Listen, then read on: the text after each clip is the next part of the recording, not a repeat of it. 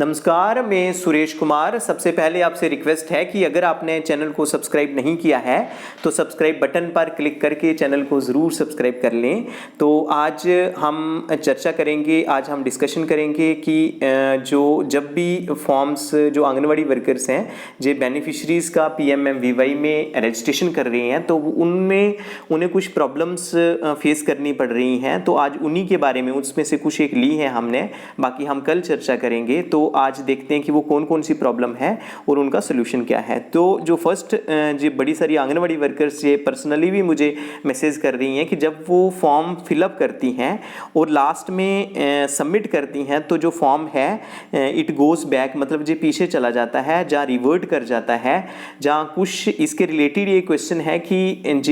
जब 2-3 कॉलम वगैरह भरते हैं उसके बाद एरर शो करता है। तो इसका क्या कारण है? तो इसका यही कारण है कि आपका जो मोबाइल है उसमें मेमोरी फुल हो चुकी है, वो ओवरलोडेड है, इसलिए वो रिस्पॉन्ड जो ऐप है जी रिस्पॉन्ड नहीं कर रही है। जो ऑनलाइन आप फॉर्म कर रहे हैं, फिलअप कर रहे हैं, उस जहाँ से इस फ़ोन से रिस्पॉन्स नहीं मिल रहा है, ये प्रॉपरली बिहेव नहीं कर रहा है। तो इसलिए आपसे रिक्वेस्ट है कि आप क्या करें कि आपके घर में अगर कोई दूसरा मोबाइल है तो वो लेकर आप गूगल पे जाके PMMVY.nic.in पे क्लिक करेंगे तो वही प्रोसेस है जो हमने बता रखा है वो आपने वहाँ पे फिलअप करना है। अदरवाइज़ अगर आपके पास अपना ही है तो आप जो कैची मेमोरी वगैरह होती हैं उनको डिलीट कर दें, जहाँ मैसेजेस वगैरह होते हैं, जहाँ कुछ एक जो ऐप्स हैं वो ऐसे ही बच्चे डाउनलोड कर लेते हैं तो उनमें जो एडिशनल ऐप्स हैं वो आपने डिलीट करनी है। तो उस केस में आपका जो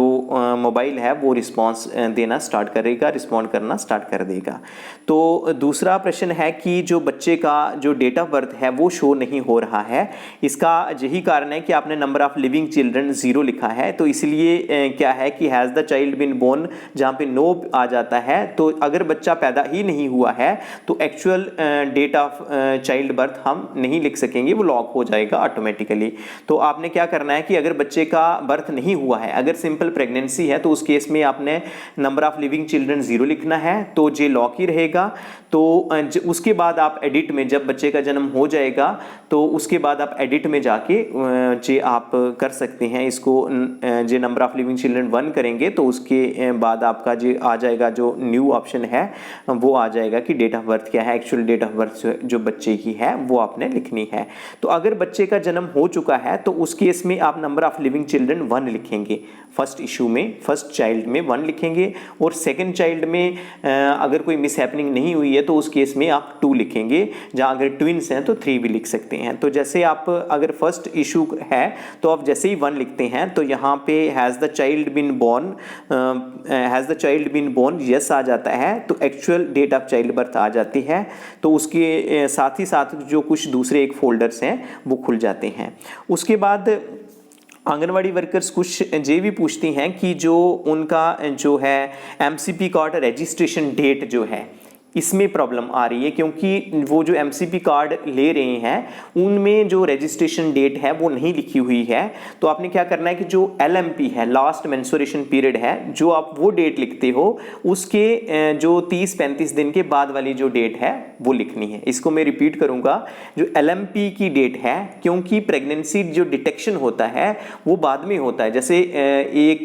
जो आफ्टर 28 डेज जो मेंसेस वगैरह नहीं आते हैं तो उस केस में डॉक्टर के पास जाते हैं जो है, तो प्रेगनेंसी किट से पता चलता है। तो वो 30 से 35 दिन के बाद ही, 28 दिन के बाद ही पता चलेगा। तो इसलिए जो आपकी LMP डेट है, तो जो आपकी LMP डेट है वो उसके 35 दिन के बाद आप MCP कार्ड रजिस्ट्रेशन डेट लिख सकते हैं। अगर आपके पास जो डेट ऑलरेडी वहाँ पे लिखी हुई है आप वही लिखेंगे, अदरवाइज आप ये भी कर सकते हैं कि जो हेल्थ ऑफिशियल्स हैं उनसे कंसल्ट करके इस डेट को क्लैरिफाई कर सकते हैं। तो कुछ एक केसेस में जो ID है वो नहीं लिखी हुई है, तो आप क्या करें कि आशा वर्कर को, जहाँ जो कंसर्न जो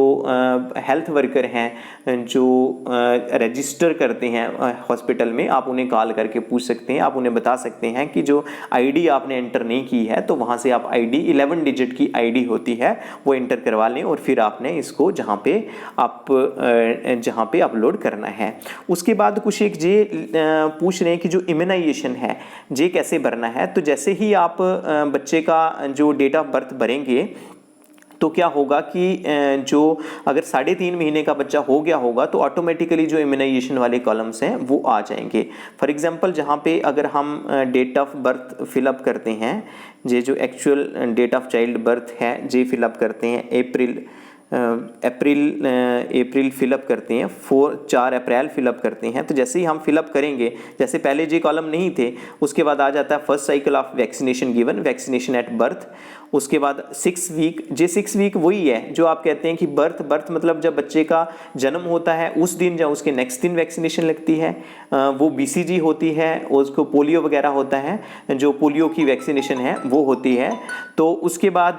जो 6 वीक है, जो 1.5 महीना वाला, अमूमन हम बोलते हैं कि 1.5 मंथ में जो पेंटावलेंट फर्स्ट लगता है, जहाँ पोलियो सेकेंड जो वैक्सीनेशन लगती है वो 1.5 महीने को 6th वीक बोलते हैं। फिर 10th वीक का मतलब है कि जो 2.5 महीने में पेंटावलेंट सेकेंड लगता है वो डेट आपने जहां फिलअप करनी है। और 14th वीक का मतलब कि जो 3.5 महीने जो पेंटावलेंट थर्ड लगता है वो आपने फिलअप करना है। तो अगर आप ये सभी फिलअप करेंगे तो ऑटोमेटिकली जो है आज, क्योंकि आज जो न्यू फॉर्म है इसमें वो नहीं है कि आपने फर्स्ट फॉर्म अलग से भरना है, सेकेंड फॉर्म अलग से भरना है, तो जी आप सीधे रजिस्ट्रेशन ही करते जाएंगे तो ऑटोमेटिकली वो जो है, अगर first round of vaccination complete हो चुका है तो बेनिफिशियरी के जैसे ही सुपरवाइजर वेरीफाई करेंगे, उसके बाद जो चाइल्ड डेवलपमेंट प्रोजेक्ट ऑफिसर हैं वो उसे अप्रूव करेंगे, तो उसके बाद उनके अकाउंट में जो ऑटोमेटिकली जो पैसा है वो चला जाएगा। उसके बाद एक क्वेश्चन आ रहा है कि जो सिटीजन लॉगिन पे उन्होंने फॉर्म को एंटर किया है लेकिन जब वो सुपरवाइजर की आईडी में देख रहे हैं तो वहाँ पे नहीं मिल रहा है। तो आपको बताते चलेंगे, जैसे ही आप सिटीजन लॉगिन पे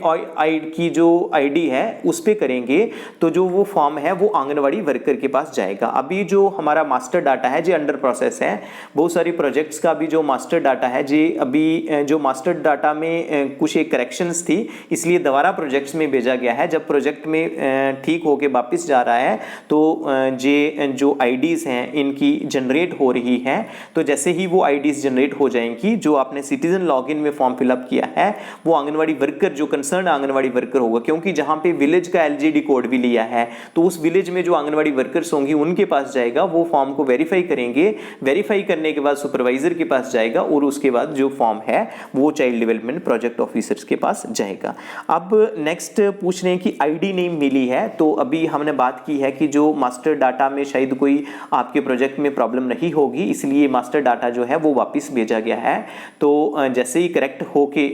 जे दोबारा वापस जाएगा तो जो आईडीज हैं वो जनरेट हो जाएंगी और मिल जाएंगी। तो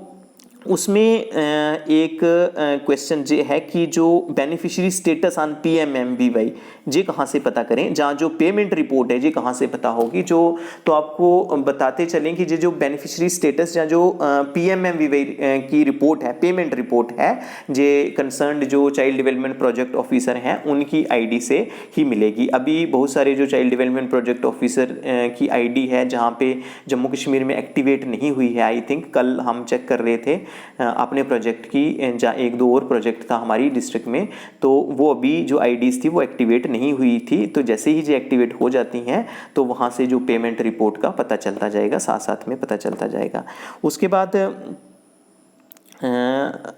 एक नेक्स्ट क्वेश्चन है कि लास्ट में वार्ड नहीं आता है। उनका कहने का मतलब कि जो म्यूनसिपैलिटी वार्ड है जहाँ पे जब